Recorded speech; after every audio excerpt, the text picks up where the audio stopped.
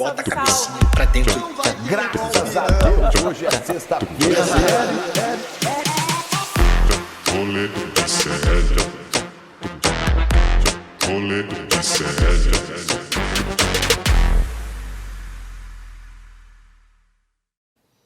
Fala, meus Alexandre de Moraes, meus amigos, minhas amigas, meus amigos, ministro Alexandre de Moraes.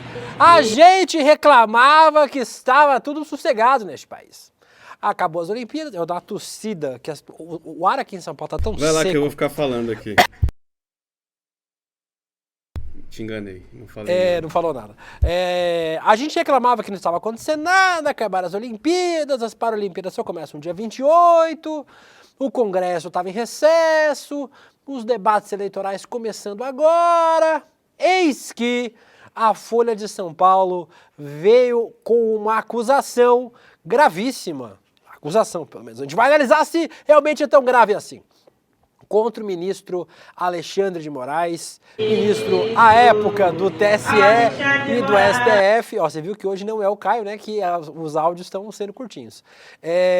A gente tem aí os ministros, o Alexandre de Moraes, ministro do STF, e então ministro do TSE, estava agindo de forma fora do rito. Nós vamos tentar entender que catso quer dizer fora do rito, se isso é ilegalidade e se esta matéria da Folha de São Paulo era uma bomba nuclear ou um traque, um peidinho. Vamos descobrir daqui a pouquinho no programa de hoje. Deve ter outros assuntos, se der tempo, né? Não sei se vai dar tempo, porque a gente tem, obviamente, muito a falar sobre isso. Vamos ter daqui a pouquinho a presença do nosso querido Pedro Barciela, aqui falando sobre que impacto essas revelações tiveram nas redes sociais. Muita gente aqui dando em cima do estagiário gato do mercado de investimentos. Já um dia a gente vai trazer aqui mais informações sobre ele, mas o nosso chat, ele é sedento, né? O nosso chat é composto por uma legião de vagabundas, me incluo, então todos querem saber sobre o estagiário. Ele é menor de idade, vocês se controlam aí. Mas não é sobre esse o assunto de hoje. Nós vamos falar sobre Alexandre de Moraes, Guilherme Bessa. Você, Guilherme Bessa, já tem opinião sobre Alexandre de Moraes? Você vai passar pano, inclusive, olha só, trouxemos um paninho. Nós vamos passar pano para Alexandre de Moraes e Guilherme Bessa ou nós vamos saculejar o ministro do STF? Bom dia pessoal, bom dia a todos. Peço desculpas pela ausência de ontem, né? Fiquei sabendo que foi um pouco caótico. Foi bem bacana o programa. Então, ontem foi uma loucura por causa do documentário de Cuba. Não pude acompanhar essa notícia aí do Alexandre de Moraes, mas você viu lá, foi um sucesso nossa aula, mais de 85 mil pessoas ao vivo assistindo. A gente transmitiu para 16 canais, os nossos e parceiros, então foi doideira. Will, hoje é dia do combate à poluição, você sabia? Não, tá precisando, porque aqui, amigo, tempo seco em São Paulo com essa poluição Pois tá é. bem bacana. E hoje é dia do cardiologista também. E hoje é dia do Em Detalhes e do Mercado de Investimento. Olha lá. Feliz aniversário parabéns para os nossos coleguinhas. Não subiu o bolo para mim aqui, tinham prometido que o André Campedelli me trazer bolo. Ô André Campedelli, pode subir Me um trouxe bolinho lá nada. pro William, por favor? Não trouxe um bolinho para mim, eu dei parabéns aí no N1, dei no rolê, parabéns, mas não veio nada.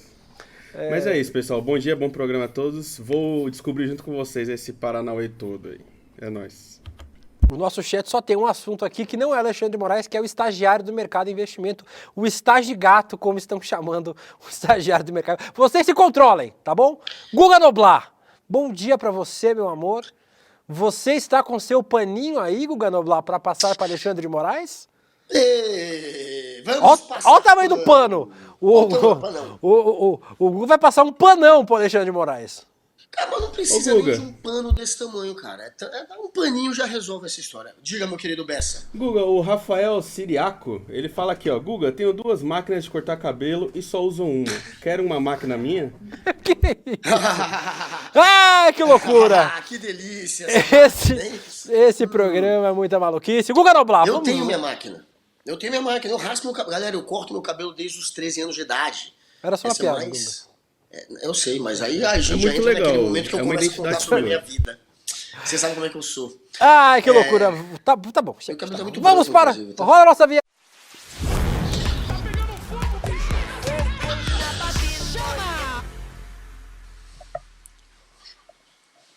Começando, Guga Noblar, se a gente estava com falta de assunto, não tem mais.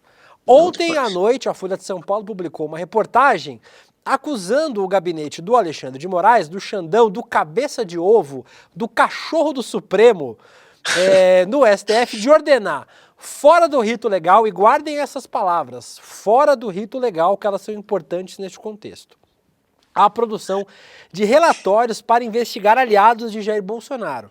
A reportagem é assinada por Fábio Serapião e Glenn Greenwald, ex-editor do Intercept Brasil, site que revelou em 2019 a Vaza Jato, inclusive com a participação brilhante do nosso querido Leandro Demore, aqui do ICL.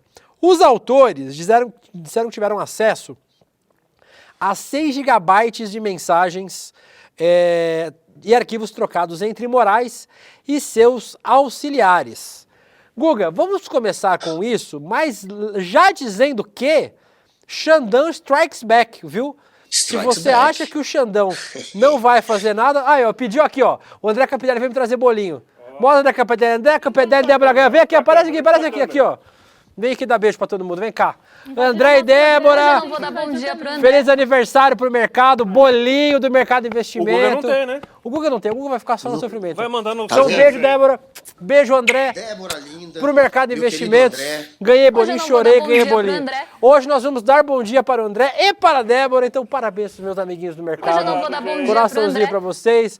Coração também. Agora pode ir embora. Já vieram, já atrapalharam, obrigado. Tá bom, tchau. Já atrapalharam meu programa, trouxeram bolinho, pode sair. Obrigado.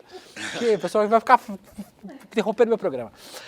Guga Noblar, o Xandão strikes back. O Xandão foi pra cima Perguntaram dos... por que o estagiário não subiu. Que ele tá ocupado.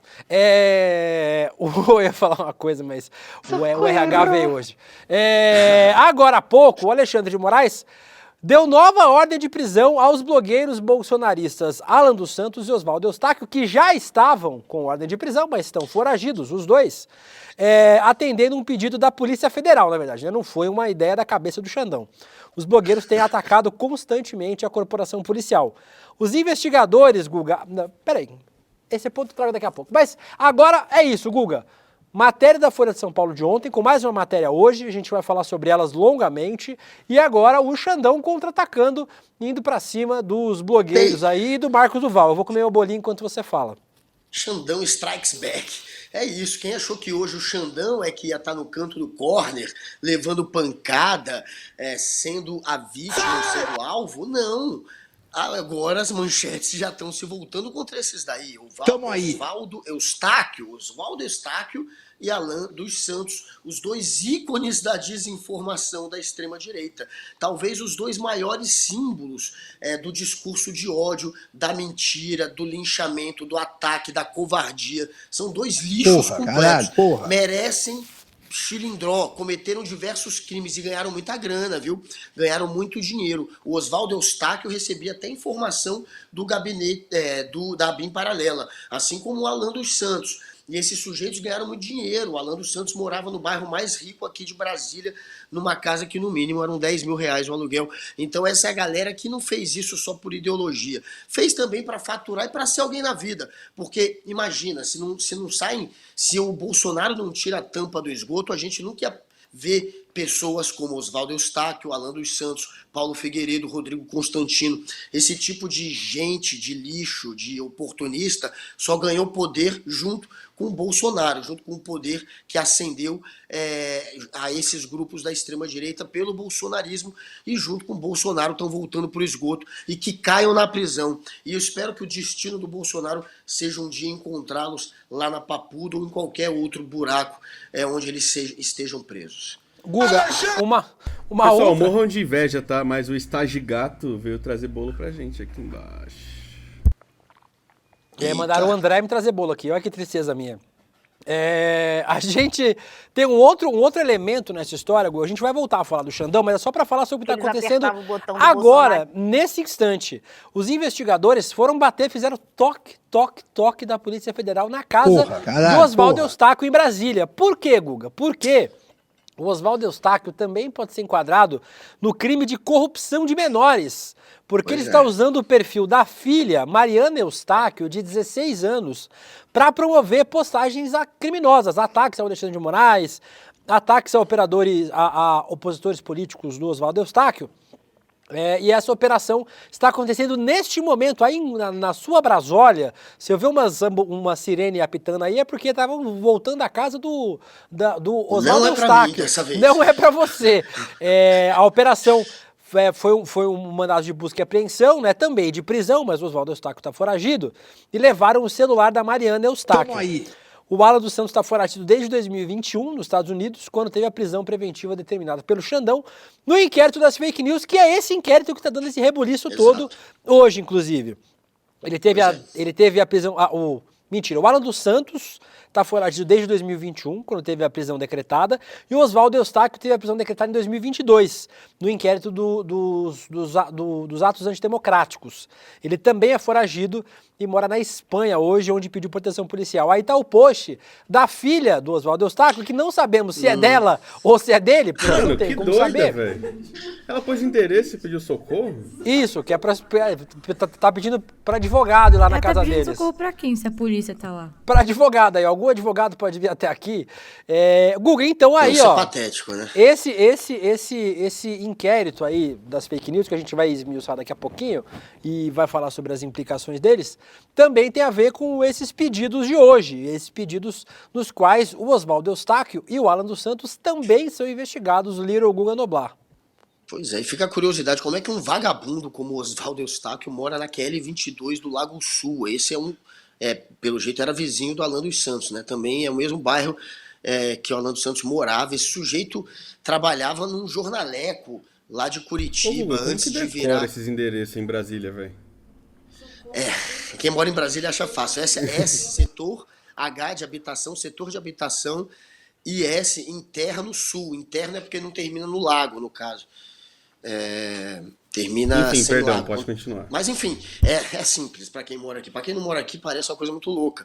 Mas tem uma lógica muito mais fácil do que você decorar onde estão os nomes dos bairros, é você seguir uma lógica. E tem uma lógica. Agora, não tem lógica esse sujeito que veio lá de Curitiba, que trabalhava em jornaleco lá, que nunca foi nada no jornalismo, tá morando no Lago Sul.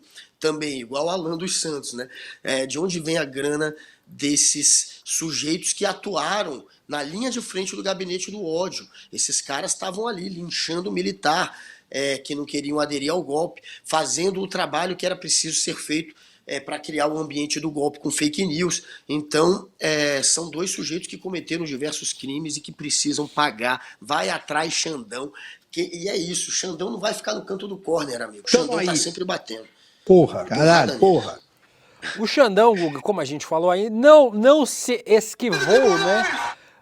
Quando a porradaria veio, o Xandão, obviamente, não parece, inclusive, do perfil do Xandão, né? Se esquivar. Tá com medinho. E aí, Guga, várias repercussões. Vamos começar pela primeira delas. Ontem o Elon Musk veio apareceu, tirou a cabecinha para fora do buraco, fez um tweet dizendo que o Twitter está sendo obrigado a praticar censura por conta da Corte Brasileira, inclusive falando sobre essa ação de hoje, né, no bojo do pedido do Xandão, que era um pedido em segredo de justiça, e o Twitter publicou, cagando e andando para o segredo de justiça no pedido, publicando o pedido. Ou seja, se tivesse alguém que fosse ser preso ali, certamente já foi alertado e teve tempo de fugir, eles postaram logo em seguida da matéria do Glenn Greenwald isso aí. E, além disso, o Elon Musk foi responder o post do Glenn Greenwald falando uau, né? Tipo, nossa, estou impactado pelas revelações.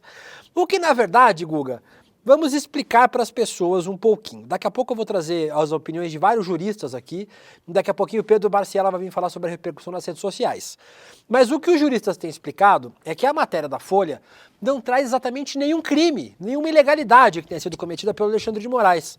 Que a ausência de rito é uma ausência que não existe. Esse rito do poder de polícia, qual que era a história? Tinha o Xandão e tinha o Alexandre de Moraes. É tipo a Xuxa e a Maria da Graça. O Xandão do STF tinha que pedir as coisas para o Alexandre de Moraes do TSE e vice-versa. Só que esse fluxo, não existe um fluxo, um rito legal para que esse fluxo aconteça, segundo a maioria absoluta dos juristas que eu vi falando sobre o assunto. E aí, a matéria da Folha de São Paulo não teria necessariamente uma denúncia, ou seja, o Xandão estaria agindo para investigar bolsonaristas. É óbvio que ele estava agindo para investigar bolsonaristas. Eram bolsonaristas que estavam atacando a democracia, atacando ministros do STF, atacando os adversários políticos com fake news, com discurso de ódio. Então essa denúncia, segundo pelo menos, a gente vai trazer vários especialistas daqui a pouquinho, não agora, para falar sobre isso, que dizem que na verdade o que aconteceu foi um grande traque, assim. Se tiver alguma coisa mais forte que isso, que coloque o Alexandre de Moraes em uma posição de fragilidade, pode vir a acontecer. Por enquanto, não é o caso, Guga. E não será, pelo jeito, o caso. Quando você tem uma série de reportagens que é bombástica, você começa com uma nitroglicerina, você começa com algo que vai pegar. Você não pode começar a sua série com o que logo vai ser refutado. Enfim, você começa já com o que seria o principal e depois você vai jogando mais bombinhas ali no meio do caminho, outras reportagens. É assim que costuma ser. Começou mal, começou péssimo. Não vai dar em nada pelo jeito, porque de fato o que para muita gente, principalmente da extrema-direita, parecia ser uma bomba ali no início, está se transformando num traque. Os juristas, muitos juristas renomados, não estão vendo nada demais nesta ação do Alexandre de Moraes de pedir, mesmo que via WhatsApp. Basicamente ele falou pelo WhatsApp com assessores que estão ligados a ele, que trabalham no TSE, no caso, que fazem.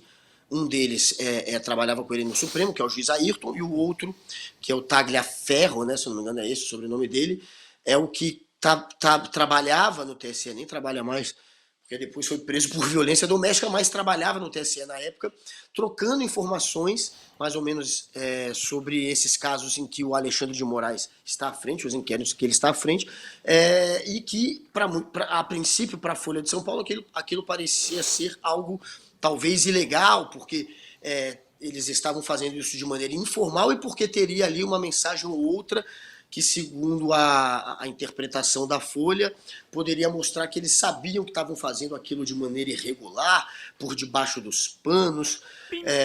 Portanto, era uma maneira de se criar um meio de se investigar, de se espionar. O Walter Maierovitch, que é o jurista ouvido pelo UOL, chegou a falar que isso era uma maneira de se espionar, como era feito pela BIM, como foi feito com a BIM paralela, pegando um órgão, um tribunal que não poderia estar atuando junto ao STF ou ao gabinete do Alexandre de Moraes para investigar suspeitos de cometerem crimes no inquérito que era tocado pelo STF, pelo Alexandre de Moraes no STF, que não poderia ter, portanto, o ministro do STF usando um outro tribunal, o TSE, de maneira informal para espionar, que seria uma espécie de ABIN paralela.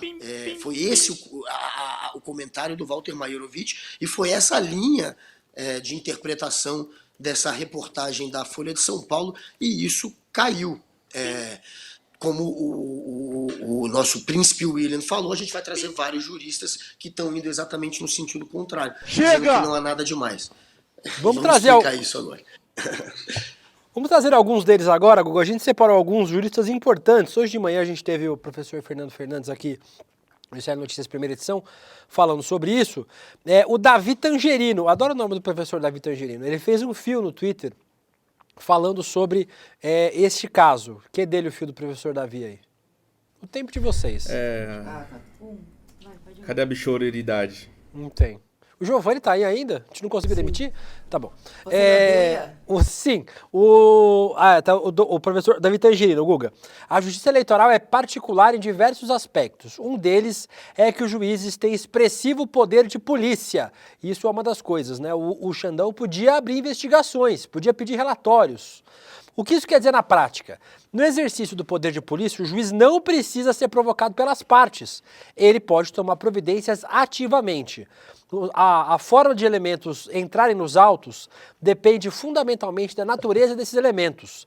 A quebra de sigilo bancário depende de autorização judicial, de documentos em regra, de provocação das partes, informações públicas, como posts de jornalistas. Tem mais um.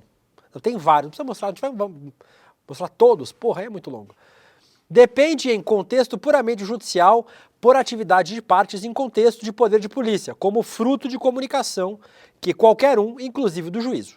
Assim, Alexandre de Moraes encaminhar conteúdo que ele recebeu no contexto do poder de polícia não tem nenhuma irregularidade. Então aí eu vou deixar o do professor Davi Tangini até aí só. Vamos para o Christian Lynch. O Christian Lynch não é jurista, mas é cientista político. Não, também é jurista, mas é que a gente costuma ouvir ele mais como cientista político. Mas também é jurista e historiador. Não estou entendendo o escândalo em torno de Alexandre de Moraes. O problema é que seus assessores, como o ministro do STF, pediram por WhatsApp informações para os assessores dele mesmo, como ministro do TSE, para instruir o inquérito. Foi isso. E depois as informações foram para os autos como ofícios, vou me informar melhor, mas por enquanto é de rir. Não tem nada. Só gente desocupada juridicamente, ignorante fazendo marola para tentar livrar Bolsonaro da cadeia. Uma tentativa de reedição da Vaza Jato, dessa vez como farsa. Eu vou chamar mais um, depois a gente... chama aí o Caio César. Vou botar o do Caio César aí. É longo, eu vou ler só um trechinho, tá? Do final. Nenhuma ilegalidade ou novidade, salvo as críticas que já se fez à forma como esses inquéritos foram abertos e conduzidos, o que, no entanto, já foi admitido pelo plenário do Supremo. Tá aí a opinião do professor e ex-defensor público Caio Paiva. Vamos chamar as outras duas, eu não vou ler inteiro, não, vou ler só um trechinho de cada uma delas para não ficar chato. O Rômulo Carvalho, defensor público e advogado de direito penal. Vou esperar mais matérias para opinar, mas o que saiu só é ridículo até agora. Equipe do ministro do STF pediu para a equipe do ministro do TSE um relatório. Sério? Chega! Equipe da Xuxa pediu para Maria da Graça. Funcionário do Pelé pediu para o funcionário do Edson. Fraco, né? E o último, o André Matheus, advogado de direitos humanos, também fez aí. O TSE é órgão jurisdicional e também fiscalizador, tem poder de polícia. Não entender isso vai criar mais confusão. Ou seja, Guga, pelo menos os juristas que eu encontrei que não são malucos, né, que não são alucinados, inclusive que têm posturas críticas em relação ao Xandão, deixam claro que até agora pode vir alguma coisa mais séria? Pode. A gente não sabe o que tem, né, nesses 6 GB que o Glenn Greenwald disse ter em mãos. Mas a princípio, nada, né, Guga? Nada de relevante. Cara, foi o que eu falei, eu acho que não virá nada além disso, não. O principal você dá no início ali da série de reportagem. O principal é isso, e não é nada. Foi uma confusão, parece mais uma confusão de interpretação feita realmente pela Folha de São Paulo.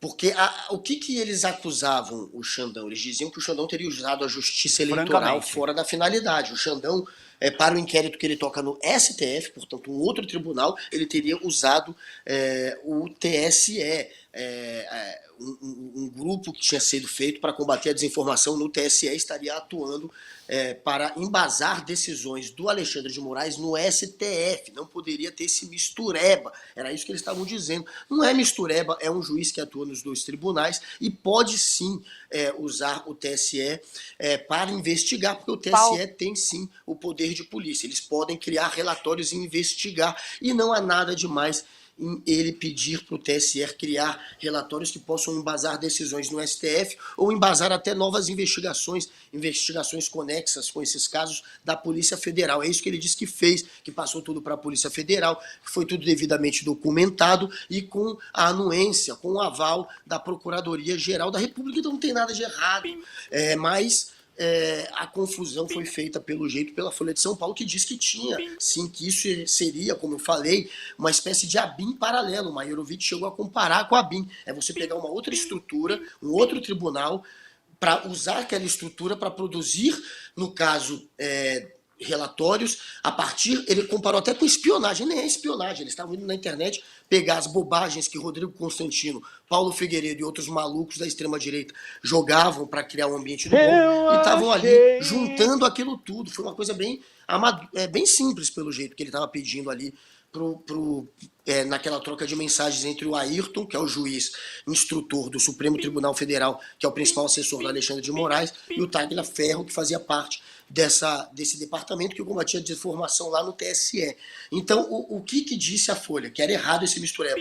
Não é errado. E que foi de maneira informal. Não há uma maneira formal de fazer isso, então também não tem problema ser informal. Portanto, está virando uma grande piada, como você mostrou, um monte de juiz tratando isso como uma marola. Inclusive a Globo News ouviu hoje o jurista lá da Globo News e ele foi nessa linha, né? Não tem nada de ilegal, é isso que ele falou. Guguinha Noblar, vamos chamar alguém para ajudar a gente também a entender o impacto das redes sociais dessa história. Vamos trazer o nosso pequeno Pedro Barciela. Olá, Pedro, bom dia aqui, Pedro, bom dia ainda para você.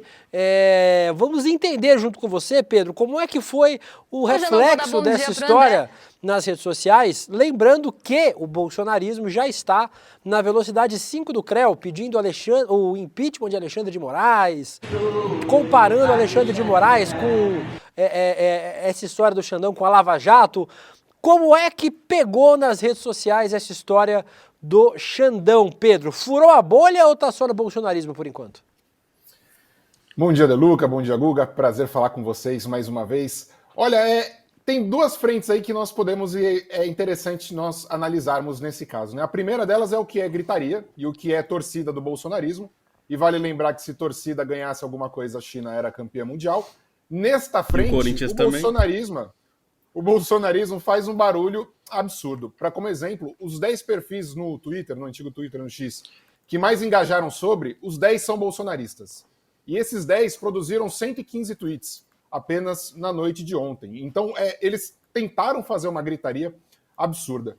O que eu tento com o monitoramento, e aí o que o Guga fala é muito importante a gente ter em mente o que é o monitoramento, né? Isso, o que, no caso do Rodrigo Constantino, o monitoramento, muitas vezes, gente, falando de redes sociais, vai ser você coletar o que é público, o que esse cara falou, de quem ele falou, se aquilo é verídico, não é verídico, se ele atacou alguém. Isso já é um tipo de monitoramento. Monitoramento não necessariamente vai ser você hackear, você fazer como a BIM paralela, ou você usar uma estrutura do Estado para investigar a vida das pessoas. Não, às vezes é entender o que elas falam nas próprias redes sociais. Você tem movimentos e ONGs que fazem isso, por exemplo, em momentos de guerra, buscando identificar violações, tudo usando o que são dados públicos. Pois bem, o que eu tento fazer com o monitoramento, Guga, Deluca, é muitas vezes entender o que existe para além dessa ofensiva, dessa blitz bolsonarista nas redes sociais, para entender o que outras pessoas que não esses polos que sempre estão falando sobre isso, estão falando nesse caso. E é por isso que muitas vezes eu recorro a publicações e portais, principalmente no Instagram, que são, segundo diversos estudiosos da área, locais e pontos de encontro entre esses dois campos políticos. Isto é, quando a gente entra num perfil do G1, do Globo, da Folha, do Estadão, muitas vezes ali naqueles comentários vão ter de fato conflitos entre pessoas com pontos de vista e ideologias distintas. E quando a gente olha, aí já são centenas de milhares de comentários que foram feitos sobre esse tema nas últimas 24 horas, é interessante observar que tem uma força muito grande de defesa do Alexandre de Moraes. Isso porque vale a pena a gente sempre ressaltar isso. O Lula, ele não é o principal ator do antibolsonarismo. Ele não foi durante a eleição, ele não foi depois da eleição. O principal ator do antibolsonarismo, seja pelos antibolsonaristas, seja pelo próprio bolsonarismo, é o Alexandre de Moraes. O cara que enfrentou o bolsonarismo de alguma forma, no formato mais explícito, né, foi o Alexandre de Moraes. Então a gente tem uma força antibolsonarista que entende o que foi a gravidade do que passamos em 2022, entende a gravidade do que foi o 8 de janeiro e não acredita que tenha alguma irregularidade, e aqui sem partir do pressuposto ou de itens técnicos, não acredita que houve alguma ilegalidade no que Alexandre de Moraes fez. Pelo contrário, eles veem uma necessidade em defesa da democracia. E neste campo que a gente analisou, o cenário é muito, muito, muito equilibrado. A gente não tem esse predomínio que o bolsonarismo tenta fazer com essa gritaria que eles mesmos propõem em outras plataformas. Então, quando a gente vai ver o que as pessoas estão comentando de fato, pessoas que foram impactadas por essa notícia na sua timeline, sem atuar de forma proativa, elas estão metade apoiando o Xandão e metade contra o Xandão. E aí entra o que você falou, do impeachment e por aí vai. Guga. Mas, grande Pedro, prazer falar contigo. Mas tem como saber se, a princípio, assim que saiu a reportagem, se as opiniões eram majoritariamente contrárias ao Xandão, e isso foi mudando ao longo das horas, ou não tem como fazer essa medição? Porque você acha que está virando o jogo? Será que a princípio não estava maior as críticas ao Xandão? Agora está empatado e daqui a pouco vai estar Xandão na frente, porque o que eu estou percebendo, pelo menos, é que muita gente que a princípio estava na dúvida, agora está vendo que virou um mico essa reportagem. Eu estou sentindo que está virando uma maré realmente cada vez mais contra a Folha, contra o Glenn, contra o Serapião, contra quem assinou essa reportagem. Mas dá para ter essa noção se está virando mesmo? Perfeito, Guga. Cara, é muito interessante porque o que marca aquele primeiro momento, mais do que a dúvida de alguns usuários, é quase uma blitzkrieg mesmo, né? Vamos usar o termo aqui, que o bolsonarismo faz para tentar inundar as redes sociais com aquele tema.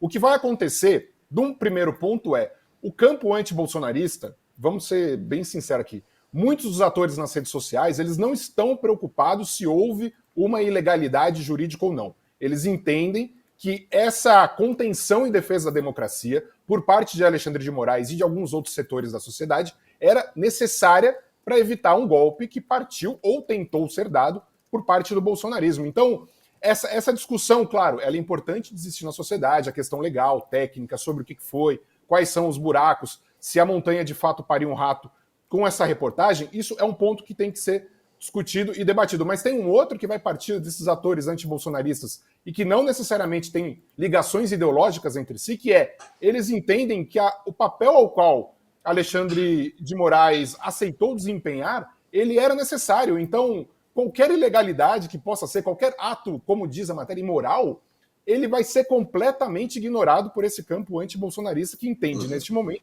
que aquelas ações eram necessárias. Então, essa série histórica que você está dizendo, ela vai ter muito mais a ver com um arrefecimento desse ímpeto bolsonarista num primeiro momento, que recua e permite que esses outros atores que já estavam defendendo Alexandre de Moraes passem a representar um volume proporcionalmente maior do debate político. Então tem essas duas frentes, o antibolsonarismo e o bolsonarismo, e claro, tem essa outra frente que você falou, que são análises técnicas, análises de juristas, que vão passar a ser mais embasadas com o tempo e, de fato, elas vão ganhar uma força maior e elas vão, aparentemente, caminhar para um questionamento com relação ao mérito da reportagem, né? A gente vai continuar observando esses movimentos por aqui, Pedro, mas eu já tenho observado um movimento mais ou menos parecido como esse que o Guga citou e você confirmou pra gente, né? O clássico A Montanha Pare um Rato, né? Esperava-se um movimento muito maior, né? Inclusive, o Silas Malafaia já convocou uma mobilização aqui para o dia 7 de setembro, contra o Alexandre de Moraes, etc. Os bolsonaristas vão apostar nisso, né? Vão apostar em continuar jogando gasolina aí, ainda que seja numa fagulha, para que isso ganhe algum tipo de corpo. Não me parece também que o Pacheco tenha qualquer intenção de botar para votação um pedido de impeachment contra o Alexandre de Moraes. Não me parece ser do jogo político que o Rodrigo Pacheco costuma trabalhar. Mas os bolsonaristas vão fazer o que fazem de melhor, né? A gente está aí, por exemplo, Flávio Bolsonaro falando sobre impeachment, outros ministros, outros senadores, outros deputados bolsonaristas falando também do impeachment do Alexandre de Moraes, no cancelamento dos processos. Não me parece que nada disso seja factível, né, Pedro? Nesse momento não, William, porque eu não vejo necessariamente, e principalmente, vamos dizer assim, como você me perguntou no começo, algum movimento que extrapole o que é o bolsonarismo e o lavajatismo. A gente tem o bolsonarismo tentando gritar, porque eles não conseguem pautar o debate político há muito tempo, se a gente parar para pensar, é muito tempo que o bolsonarismo não consegue pautar esse debate político, e a gente tem um lavajatismo extremamente ressentido, desde a Vaza Jato, tentando reeditar o que foi. O lavajatismo aquele é muito perigoso, De Luca, porque o lavajatismo ele junta alguns influenciadores das redes sociais, isso é inegável, com alguns perfis muito importantes da imprensa. E esses dois, essa combinação, tende a criar um simulacro de debate político social que não corresponde à realidade. Então, a imprensa, principalmente quando se trata de Lava Jato, quando se tratava, por exemplo, da candidatura do Sérgio Moro, que parecia que ia ser um estouro, e quando foi finalmente às ruas, ninguém queria saber de quem era a candidatura do Sérgio Moro, a imprensa, setores da imprensa, melhor dizendo, nas redes sociais, emulam muito bem essa ideia de tentar fazer o debate sobre o que era o lavajatismo, sobre o que são os resquícios do lavajatismo, parecer maior do que são. Então, neste caso específico, principalmente, eu acho que vale muito a gente acompanhar para entender até onde isso vai, se isso em algum momento vai ultrapassar a barreira do que já é a gritaria bolsonarista. Até esse momento, isso não aconteceu. E pensando que não se passaram nem 24 horas desta matéria e que diversos juristas já saíram a questionar, digamos assim, né, o que ela tenta revelar, eu acredito que para o bolsonarismo e para o lavajatismo, essa história, ao menos nas redes sociais, vai ser um debate bastante limitado, pensando no alcance que eles podem ter com isso. Pedro Barciela, muito obrigado novamente por sempre vir aqui dar a sua análise importante sobre as redes sociais. Certamente não vai ser a única vez que vamos falar sobre esse assunto. Vamos falar bastante ainda sobre isso. Obrigado, Pedro. Pedro, importante mais aqui nas análises para o Rolê Série também, sempre nos fornece muitos elementos aqui do programa. Obrigado, Pedro. Obrigado, pessoal. Até a próxima. Guguinha, agora sabe quem não falou nada sobre isso? Eu vou entrar no Twitter agora para ver se ele não falou agora, para ver se ele não me desmentiu. André Graziano. Deixa eu entrar aqui para ver se ele André falou. Graziano. Ah, falou. Não falou sobre outra coisa. Uma pessoa que não falou nada sobre esse assunto, Sérgio Moro. Curiosamente, o Sérgio Moro não falou nada sobre esse assunto. Por que, Guga Noblar? O Marreco de Maringá não falou nada. Meu cônjuge, Príncipe William. Como eu não falei nada? É que parece que no passado eu já fiz algo parecido. Pronto, Will, salve. Obrigado por ter evitado. Pode continuar. Pronto, Guga, parou com a palhaçada? Vai falar? Obrigado. É melhor ficar na miúda, né, Príncipe William? Não é? Afinal de contas. Pronto, Will, tira de novo. Sempre que você tentar imitar, a gente vai cortar seu áudio, Guga. Se tem alguém que... Não, depois da imitação ontem do Eduardo Moreira, eu percebi que eu não sei fazer qualquer imitação. Eu tenho que me ater ao que eu sou bom, que é o Sérgio Moro, por exemplo. Então, Sérgio Moro, se eu fosse você, eu ficaria na miúda mesmo. Porque se tem alguém que, de fato, usou de maneira ilegal e de maneira informal subterfúgios que não poderiam para condenar, no caso, um adversário político, que a gente entendeu que era tudo política para você, foi o Sérgio Moro, né? Então esse daí, claro, tá todo mundo relembrando das atuações do Moro, tentaram colocar no mesmo patamar essa história com a história do Moro, mas não colou, e ele vai ficar na miúda, né? Porque tem teto de vidro. Aqui eu fui entrar no Twitter do Moro, Guga, pra ver se ele não tinha postado e me quebrado aqui, né? Mas ele postou aqui, ó. Sérgio Moro postou: sou favorável, 1, à soltura imediata à revisão do STF das condenações e penas excessivas contra manifestante. 2, ao fim da censura e da perseguição contra adversários do governo Lula. Que censura e que perseguição, né? E 3, restabelecimento pleno das liberdades democráticas e realinhamento internacional do Brasil com as democracias ocidentais. Ou seja, o Sérgio Moro novamente não falou sobre o assunto, né? O Sérgio Moro não tocou neste tema. O Márcio Magalhães fala aqui: se essa imitação é que ele sabe, não quero ver as outras. Você não viu as ruins aqui. As ruins são muito piores, Márcio.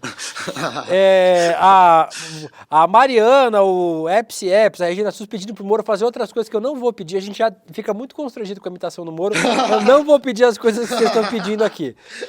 A Regina falou que tá junto com o Xandon e a Xandon. A Eliane é dedo no uk e gritaria. A Ariane Lima, Guga tá ligado no 220. O Guga, hoje colocaram um aditivo aí no cigarrinho do Guga. Aquela garrafinha de leite que ele bebe. Isso, tá batizado. Não, pô, queriam... Olha, imagina eu com aditivo, gente. Não dá. O Otto Lima falou... O Otto Lima falou 6 GB de filme da Brasileirinhas. E várias pessoas mandando chega pro Guga, mas o Guga não estava chegando, mas agora parece que chegou. Com isso, vamos falar, Guga, sobre a reação também do governo, né? Muita gente, claro. O Pedro falou pra gente aí, muita gente saiu em defesa do ministro Alexandre de Moraes. O ministro Paulo Teixeira, o ministro do Desenvolvimento Agrário, não é Paulo Teixeira? Acho que é. Põe na tela o Desenvolvimento Agrário. Desenvolvimento Agrário, né? É isso mesmo. Para o seu tempo, Giovanni. O Giovanni tá rápido agora. Tá aí. A matéria... Não falei com você? Que você está respondendo. A matéria da Folha de São Paulo que acusa o ministro Alexandre é sensacionalista e não corresponde à verdade. A matéria só tem o efeito de alimentar o movimento de tentar desacreditar o STF para incidir no julgamento do inelegível. A Gleisi Hoffmann, presidenta nacional do Partido dos Trabalhadores e também deputada federal, também falou nas redes sociais sobre este caso. Postou um textão, ao qual não lerei, quando sair a versão em filme eu lerei, mas olha aqui um trechinho do tweet da Gleisi para vocês. Ela fala, fora do rito de qualquer rito estavam Bolsonaro e seus cúmplices, mentindo sobre o processo eleitoral, ameaçando as instituições e urdindo um golpe contra a posse de Lula, o eleito. É a esses golpistas que serve a campanha desencadeada pela Folha contra o ministro Alexandre de Moraes e o STF, quando se aproxima o momento em que Bolsonaro terá de enfrentar a justiça pelos crimes que cometeu. Guga Noblat, várias pessoas aí saindo em defesa de Alexandre de Moraes, porque acreditam que, na verdade, o ministro cumpre uma função de... Tá aí o ministro o nosso AGU, né, o nosso advogado-geral da União, o Jorge Messias, diz: o ministro Alexandre de Moraes sempre se destacou por seu compromisso com a justiça e a democracia. Do mesmo modo, tem atuado com absoluta integridade no exercício de suas atribuições na Suprema Corte. Suas decisões contaram com a fundamentação e regularidade próprias de sua conduta honesta, ética e colaborativa, que merece nossa admiração e respeito. Aí, muita gente saindo em defesa, passando o famoso paninho pro Alexandre de Moraes. Nós estamos passando paninho aqui também, porque, na verdade, o Guga está passando panão ali pro Alexandre de Moraes.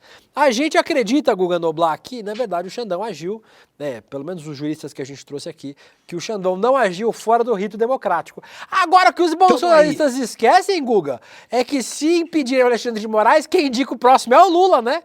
Se eu fosse o Lula, eu botava a Janja, ministra do STF. Tira o Xandão que eu boto a Janja. Xandex, o único legado bom do Michel Temer, né? A única coisa boa que o Michel Temer fez foi o Xandex, que a princípio e o meme da pastilha também. E a cartinha também, a cartinha foi legal. Não, a cartinha foi maravilhosa. A cartinha foi legal. Você foi jantar com a Beyoncé e não me levou. Foi legal. A cartinha foi legal. Teve esse momento épico também, Michel Temer. Agora, você vê que ao contrário da justiça, a justiça toda indo contra, né, esses ataques ao Alexandre, essa reportagem ao Alexandre de Moraes, que virou um ataque também. A justiça, você vê vários juristas renomados defendendo o Alexandre de Moraes. Já na imprensa é o contrário. A gente está vendo um monte de jornalista renomado atacando essa reportagem, vendo com maus olhos, portanto, essa reportagem. A credibilidade dessa reportagem está sendo muito criticada. Parece que virou um micão, era para ser um furo, uma bomba, e está virando um vacilo, um mico, um erro, que não tem nenhum jornalista realmente renomado saindo em defesa. A gente está vendo pelo contrário, né? Cada vez mais críticas.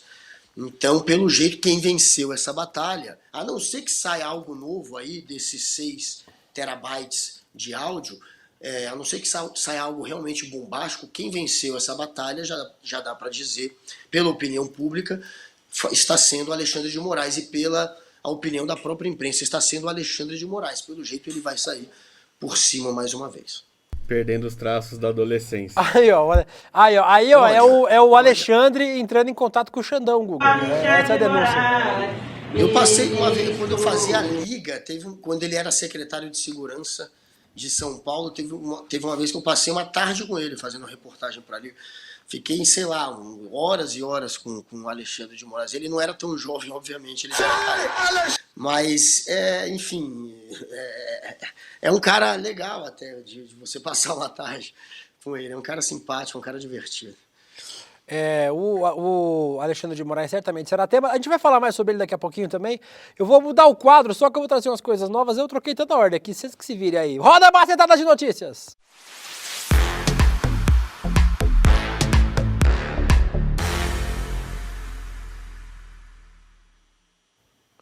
Eu vou pular o Pablo Marçal e vou direto pro Marcos Duval, porque Guga Noblat, se a expectativa era prender o Alexandre de Moraes, sabe quem tomou um toque-toque-doc da Polícia Federal hoje de novo? Isso mesmo, Marcos Duval. O STF, por meio de Alexandre de Manjinha? Moraes, o Manjinha, ele manja muito, ele é o cara que manja. manja, Determinou o bloqueio de até 50 milhões das contas bancárias do senador Marcos Duval e a suspensão das contas, já ele tem conta nas redes sociais, ele achei que tá tudo suspenso, e a suspensão das contas do senador nas redes sociais. A decisão era sigilosa, mas o imbecil do Elon Musk e também o Marcos Duval divulgou o post nas suas redes sociais. Vale lembrar que ele tinha recuperado o acesso. Ele tinha recuperado o acesso há 3 meses das contas. Ele havia sido suspenso por realizar ataques às instituições democráticas como o STF. Nas últimas semanas, o Duval vinha realizando novos ataques ao STF e ao Xandão. Ele chegou a publicar um vídeo dizendo que ia denunciar o Xandão aos tribunais internacionais.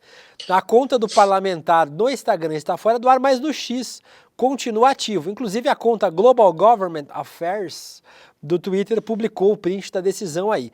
Além disso, a matéria de hoje também traz informação de que o Marcos Duval recebeu um toque-toque da Polícia Federal. Não recebeu não, o Laura Couto? Recebeu, não recebeu?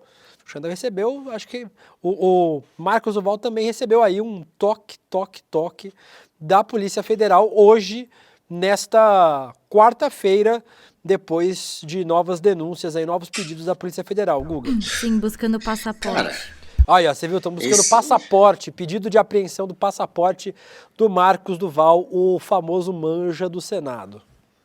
Cara, o Marcos Duval, ele fica tentando usar o papel de senador, né, o fato dele ser senador como uma maneira de blindá-lo da justiça, mas a verdade é que ele fez parte dessa tentativa de golpe e ele próprio confessou, quando ele assumiu que tramou uma maneira de tentar gravar o Alexandre de Moraes. A ideia era ele, aquele Daniel Silveira, aquele maluco bombado que está preso por ser um golpista também, e por ter ameaçado o STF, estariam ele e o Daniel Silveira, junto com o Bolsonaro, junto com o general Heleno, Abin, tramando um meio de gravar o Alexandre de Moraes, a gravar alguma fala do Alexandre de Moraes que o comprometesse e o retirasse dos inquéritos que tem o Bolsonaro como suspeito, né, sendo investigado. Então, esse sujeito participou, cara. Ele tramou uma maneira de gravar o Xandão. Ele queria comprometer o Xandão. Ele queria tirar o Xandão dos inquéritos. Ele confessou isso e ele tem que responder por isso. E como alguém suspeito, tem que também ter as redes suspensas. Tem uma série de medidas judiciais que ele precisa cumprir. Ele não está acima da lei por ser um senador, mas ele acha que está blindado. Ele quer se blindar só por ser um. Mas já deixará de ser, né? Faltam 2 aninhos. E acho que dificilmente. Talvez antes, será né, Guga? reeleito. Ô, Guga, Talvez antes, inclusive. inclusive. Você me ajuda numa questão, Guga? O Xandão bloqueou 50 milhões de reais na conta dele, é isso, Will? Isso. Como que um senador tem 50 milhões de reais na conta? Quanto É uma que ganha um pergunta senador? importante. Não, tem muita gente que tem 5. Não tem. Dentro do Senado, que não é a realidade do Brasil, sim, você vai encontrar alguns senadores e deputados que têm muita grana, muito mais do que 50 milhões. O Marcos Duval está dizendo que não tem essa grana. Está dizendo que é um excesso do Xandão. Mas, claro que no Senado tem, sim. Algumas das pessoas mais ricas do Brasil estão ali. Vamos trazer mais uma matéria de um senador da República. A gente falou sobre o Marreco de Maringá agora há pouco, Guga. Mas tem uma notícia que vocês vão achar que parece ruim, mas na verdade não é. O Sérgio Moro aparece na liderança de uma pesquisa para o governo do Paraná, Guga Noblar. Uma pesquisa divulgada pela Paraná Pesquisas. O Sérgio Moro tem 41,3% das intenções de votos. Já o segundo colocado, o atual prefeito de Curitiba, Rafael Greca, do PSD, aquele que tem nojo de pobre, lembra? Tem 17,2%. As eleições só acontecem daqui 2 anos, né, em 2026, e o Moro ainda não decidiu se irá concorrer. A Rosângela Moro é candidata a vice-prefeita de Curitiba. Ela vai compor a chapa ao lado do deputado estadual Ney Leprevost, do União Brasil, que está em 3º lugar nas intenções de votos, com 12,8%, atrás de Luciano Dutti, do PSB, com 13%, e Eduardo Pimentel, do PSD, que lidera com 22%. Agora vocês devem estar se perguntando, mas por que isso é bom, William? Porque aí a gente deixa o Moro no Paraná. Ele deixa de ser um problema nosso e passa a ser um problema dos paranaenses. Hoje ele é um problema do Brasil. Ele passa a ser um problema só Olhando o do copo meio Paraná. cheio, né, Will? Não é verdade? Aí, um downgrade. Vai deixar de ser senador para virar governador. A gente quase não vai pro Paraná mesmo. O paranaense aí que se vire com as Só vai tirar escolhas que vai foto lá fazer. na Curitiba, naquela estufa lá e Isso, e já volta. era, é isso. É. Entendeu? Não é tão ruim, vai, Guga, a ideia. Não, pelo menos vira um problema só de Curitiba. Curitiba não vai exportar esse problema para o Brasil inteiro. Fez isso quando elegeu senador. Trouxe um problemão para o Brasil, já que ele fica aqui em Brasília fazendo pouca coisa, mas quando faz, não faz nada de muito útil. Já trouxe ele para cá, agora leva de volta, deixa lá em Curitiba. Se querem eleger esse sujeito, que elejam só para vocês, que fique por aí mesmo. Apesar de eu desejar, obviamente, o melhor para Curitiba, que não é, obviamente, o Sérgio Moro. Falando ainda sobre o sul do Brasil, uma outra matéria, pra gente falar que a gente não vai falar só de política nesta... Que dia é hoje? Quarta-feira. Tem uma matéria do Templo de Lúcifer. É isso aí, pessoal. E não estamos falando de Jair Bolsonaro. Ontem, a Justiça acatou um pedido da Prefeitura de Gravataí, no Rio Grande do Sul, para interditar o templo dedicado a Lúcifer, no município. Tudo começou porque ontem aconteceria o evento de inauguração de uma estátua dentro de um santuário dedicado a Lúcifer. Uma estátua de 5 metros e que pesa 1 tonelada. A gente não tem foto disso? Não tem imagem? Aí, ó. Ó o tamanho da estátua, Google. Estatuão do Lúcifer, viu? Custou R$35 mil e foi paga a cara do Bolsonaro, né? Aliás, lembra mais o Tarcísio. Lembra o Tarcísio. Custou 35 mil e foi paga por integrantes da nova Ordem de Lúcifer na Terra.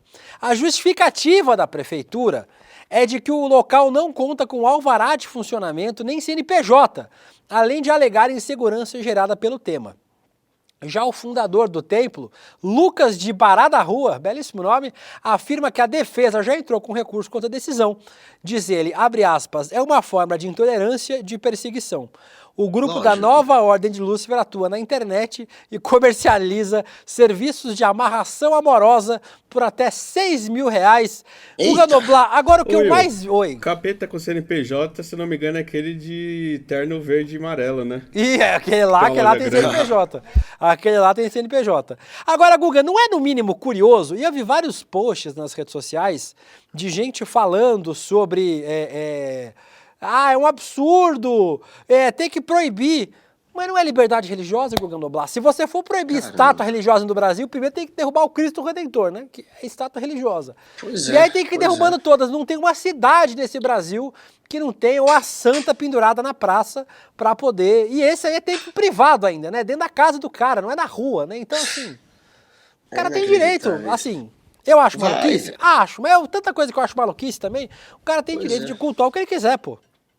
Pô, a gente tinha até um personagem quase folclórico aqui no Brasil, que eu não sei nem como ele está hoje em dia, chamado Toninho do Diabo. Lembram do Toninho do Diabo? Foi candidato a vereador aqui em São Paulo.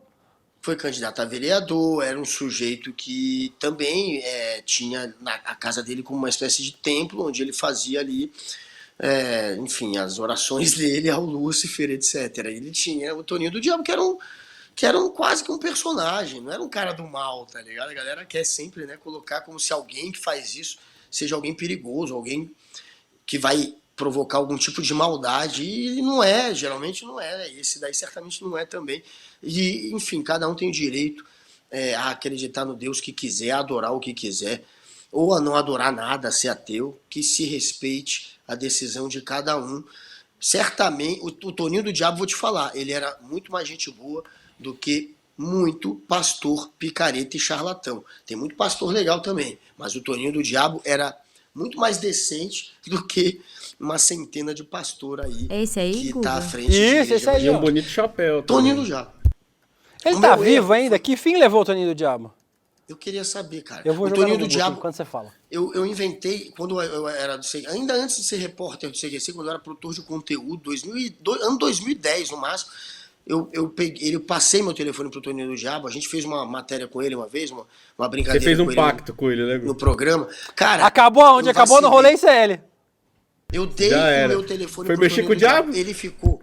Não, eu juro por Deus, ele ficou 6 meses me ligando. Ele me ligava quase sempre às 8 da manhã, que era pra incomodar, que era pra Que é hora do acordar. capeta. E aí ele ligava querendo fazer alguma coisa, não sei o que. Mas eu não tô exagerando. Por uns 6 meses, não é mentira. Por uns 6 meses, pelo menos 2 ou 3 vezes por semana, ele me ligou todas as semanas, umas 2 ou 3 vezes. E era esses horários, 7h30, 8, que eu estaria naturalmente dormindo. Eu fiquei tão puto com o Toninho já. E aí teve uma vez que ele me ligou, não é mentira isso, ele me chamou para, eu juro por Deus, um suruba, lá no interior de São Paulo, numa fazenda dele, e ele falou que ia ter umas mulheres, ele me chamou para um suruba, eu juro por Deus, o Toninho Tu foi, do Guga? diabo, Tu foi? diabo, claro que eu não fui, velho. Eu fui pra um suruba com o Toninho Deixa eu levar a do diabo. Lígia, sei lá, podia ser um programa de Interior família. de São Paulo, nem era casado, nem era namorado da Lígia ainda. Ah, Foi faz tempo, 2010 isso. Tu não foi mesmo, Eu Guga? não fui. Pensa um Não pouquinho. fui, porra. O diabo te chama pra uma suruba, tu não vai? Pô, E por que que você Guga, foi mas despertar? que outra vez as pessoas mas vão te aconteceu chamar isso. pra ir pra uma suruba com o diabo, Guga? Por que você foi no evento do Suruba é Empreendedor tão raro Mestre, chamarem pra um fantasiado suruba, de diabinho? Imagina com o diabo. Pois é. Não, mas ele falou que iam ter umas garotas que faziam parte lá do grupo dele. seita. E me chamou, não sabia nem quem era a galera. Ele me chamou, o Toninho do Diabo me chamou. Estou revelando isso publicamente e não fui. Não fiz esse pacto com o diabo. Não tive essa coragem. Depois da revelação de que o Guga quase Depois fez uma da suruba suruba com com o o capeta do Satanás, Guga. isso. A gente vai encaminhando esse programa para o seu final. Antes aqui, eu achei uma entrevista do Toninho Diabo de 2023 com o Danilo Gentili, amigo do Guga, inclusive, então tá vivo ainda. Pois é. Mas no Instagram, Tá Toninho bem de Diabo amigo, Mas não tá bem Guga. não acompanhado. posta nada aqui. Achei uma matéria de 2014 que diz: Toninho do Diabo procura por gente feia para estrelar filme de terror. Se estiver procurando ainda, vem aqui no ICL que você vai encontrar o elenco quase completo, Toninho. Dito isso, nós vamos, O Guga. Giovanni ficou bravo. O Giovanni é o primeiro a estrelar. Dito isso, Guga Noblar, ontem nós tivemos. Você assistiu o filme ontem, Guga Noblar? Meu amigo, eu assisti e não assisti em casa só, não. Assisti lá na Embaixada de Cuba. Ô, E louco! detalhe, Recebi foto, detalhe, inclusive, sua. Só pra você ver a moral deste programa. Ah. Teve rolezeiro que me ouviu falando ontem que eu ia pra Embaixada de Cuba assistir. Simplesmente teve rolezeiro que foi também. Que foi na Embaixada, que apareceu, que pediu pra assistir e conseguiu, e entrou. Então, os rolezeiros mostrando que são bons também em serem penetras de eventos. Né? Pelo menos não foram no Mas tinha sítio do rolezeiro lá. Toninho, né? Pelo menos não foi no sítio do Toninho. No Como a sítio não gente falou, Guga Noblar, e a gente não mente nesse programa, outros programas mentem aqui nessa casa. Não vou falar nomes, mas desperta, Leandro Demore. Desperta, Gabriela Varela. Não vou falar nomes de apresentadores que mentem pra vocês. Mas aqui no Rolê ICL não tem mentira. Eu vou ser o primeiro a dar aqui no programa. Aqui é só verdade. E não vai ter replay deste filme. Perdeu, foi otário, foi menino, perdeu. Agora, pra assistir, Guga Noblar, o que é que você tem que fazer? Diz aí. Cara, se você perdeu. Agora você vai ter que se inscrever no nosso grande canal. O nossa Netflix dos progressistas. O canal do ICL, o canal do nosso Instituto Conhecimento Liberta, que por acaso está aqui, e vocês conhecem, é o icl.com.br. É mais fácil ainda. Não tem nem rolê dessa vez. Antes era rolê ICL, agora é só icl.com.br, que você vai ter que ir lá se inscrever, pagar todo mês um dinheiro que é praticamente simbólico, né? É o custo de um sanduíche por dia. Para quê? Para estar fazendo parte dessa comunidade maravilhosa, para fazer parte do Netflix progressista. Ali você vai encontrar todo tipo de curso, todo tipo de programa de entretenimento e de jornalismo que vai enriquecer a sua vida, a sua cultura e a cultura da sua família. Então, vai lá e assina para acompanhar esse documentário maravilhoso, o Vai Pra Cuba, Eduardo, produzido e dirigido pela Ju Baroni. Não Valeu, perca valeu. essa Valeu, chance. tá bom, valeu. Fica quietinho. O Guga, paro Guga mais. aprendeu, Você cara. O Guga deixa eu aprendeu. Não, ele o Guga aprendeu. Não, é bom isso, que Aprendeu. ele absorveu o conteúdo e agora Porra, ele desenrola. agora ele desenrola sozinho. É, E só lembrando que além do documentário de Cuba, você tem outros 290 cursos dos maiores especialistas do Brasil. Tem outros vídeos, outros filmes para assistir. Tem um monte de coisa legal lá no nosso icl.com.br. E você se inscrevendo, como é isso? Vale até quando, Laura Couto, esse negócio aí? A gente nem tem a imagem aqui, né? Vocês querem me fuder. Cadê Vai o negócio? até sexta-feira. Porque hoje, ganha pra se brinde. inscrever Vai- e e os garantir brindes? todos os presentes que Quais são rolou os presentes? Que é o boné de Cuba, Por que é que a gente aquele não tem a pôster, imagem? A Laura Couto desistiu do o programa. pôster também, e tem o livro do Fidel. Eu desisti. Não tem essa imagem para nós mostrar que a pessoa vai ganhar? Não sei, Ou gente. não? Ai, a minha equipe aqui está um pouco... Mas eu lembro de cabeça, é o boné de Cuba, Boné o de pôster Cuba. e o livro do Fidel. Aí Escrito só essa pelo semana. Frei Beto. Isso, Escrito só essa pelo Frei semana Beto. quem entrar vai garantir esses presentes. Não tem replay, tem que assinar, se inscrever e assistir lá na área de membros. Até sexta-feira, né? Então, Isso. tá aí pra vocês. Hoje não trouxemos a imagem que tem disso, nem os brindes aqui, porque a nossa equipe tá cagando com o programa.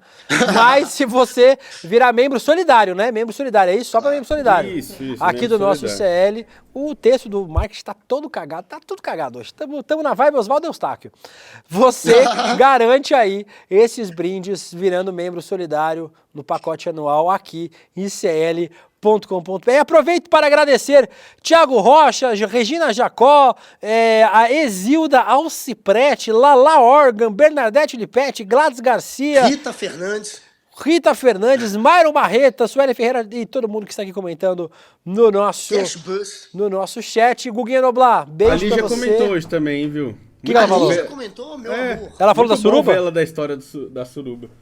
É, beleza. Ela O Guga vai ter um problema aí. O almoço vai ser Mas bom hoje. é isso, Guga Noblar. Terminamos o programa. Dá tchau pro pessoal. Tchau, pessoal. Tchau, Tchau, Guilherme Drica. Bessa. Tchau, Tchau, Laura. Myron. Tchau. Você pode ir para qualquer país e fazer qualquer tipo de documentário. Cheguei a Havana, Fidel me chamou no gabinete dele e se virou e falou assim: o que você quer me perguntar? Essas são imagens inéditas e históricas. Disputar la subjetividad, comprender que las relaciones pueden ser realmente distintas.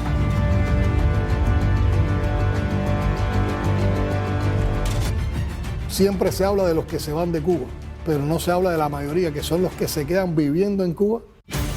Pues nosotros tenemos una cultura de la resistencia y de la emancipación, pero hemos generado una cultura de la solidaridad. ¡Patria o muerte!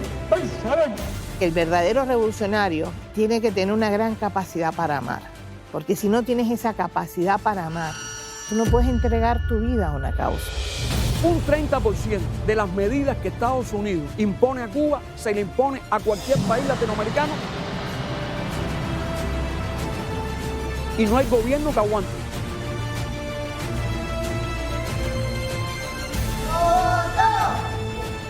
Entrevista com o presidente de Cuba, Miguel Díaz-Canel. Quítenme el bloqueo a ver qué pasa.